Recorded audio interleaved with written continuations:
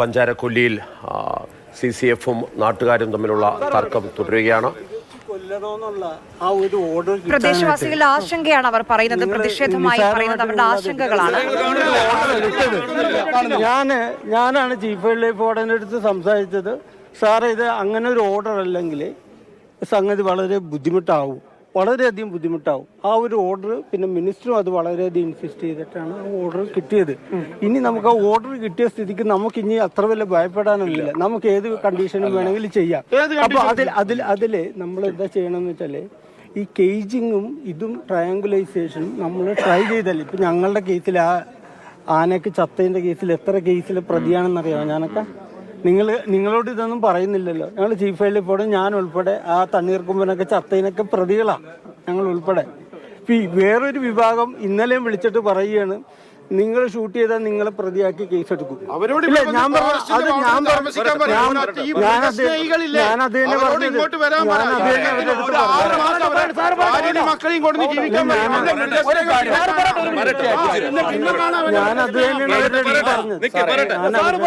ഞാനത് തന്നെയാണ് അവരുടെ അടുത്തും പറഞ്ഞത്. Madam, you please come here എന്ന് തന്നെയാണ് ഞാൻ പറഞ്ഞത്.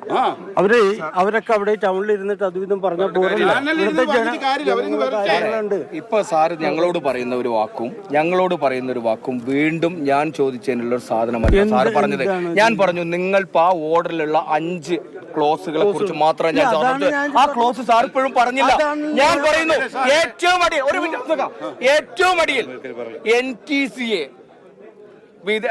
അതിന്റെ അനുബന്ധമായ നടപടികൾക്ക് വിധേയം ഈ ചീഫ് വൈൽഡ് ലൈഫ് വാർഡൻ ഉത്തരവിട്ട ഓർഡറിന്റെ അടിയിൽ നാഷണൽ ടൈഗർ കൺസർവേറ്റീവ് അതോറിറ്റിയുടെ അവരുടെ നിബന്ധനകൾക്ക് വിധേയമായിട്ട് മാത്രമേ ഈ കാര്യങ്ങൾ ചെയ്യാൻ പറ്റൂ.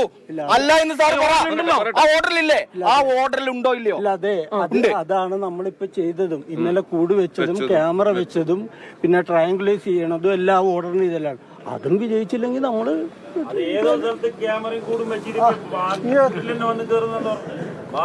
അല്ല, ഇപ്പൊ നമ്മളെ ഇത് ഇങ്ങനെ പറഞ്ഞിട്ട് കാര്യമില്ലല്ലോ.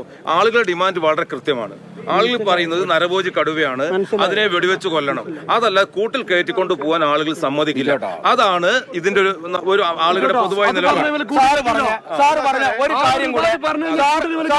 ഒരു കാര്യം കൂടെ ഇത് കൂടി ചേർത്ത് വായിച്ചോളൂ.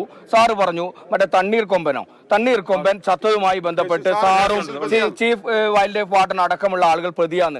പഞ്ചാരക്കൊല്ലിയിലെ കടുവ ചത്താൽ ഇവർ അതിനും വലിയ പ്രതിയാവും. ഇവർ അതിന് തയ്യാറാവില്ല എന്നുള്ളതിന്റെ എന്താ പറയാ, ഈ ഒരു ആ തരത്തിലേ കാണാവൂ.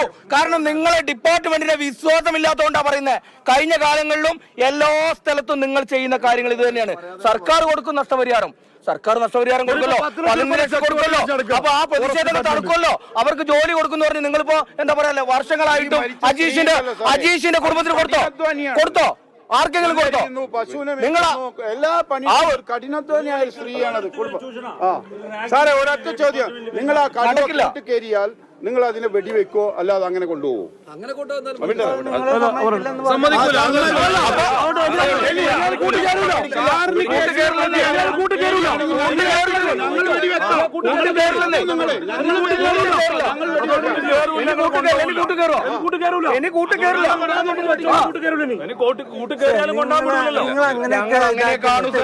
ഡിപ്പാർട്ട്മെന്റ് കഴിഞ്ഞ കാലങ്ങളിൽ ഇവിടുത്തെ പൊതുജനങ്ങളെ വിശ്വസിപ്പിച്ചത് പ്രകാരം നിങ്ങളുടെ ഡിപ്പാർട്ട്മെന്റിനെ ഞങ്ങൾക്ക് അത്രത്തോളം വിശ്വാസമായതുകൊണ്ടാണ് പറയുന്നത്.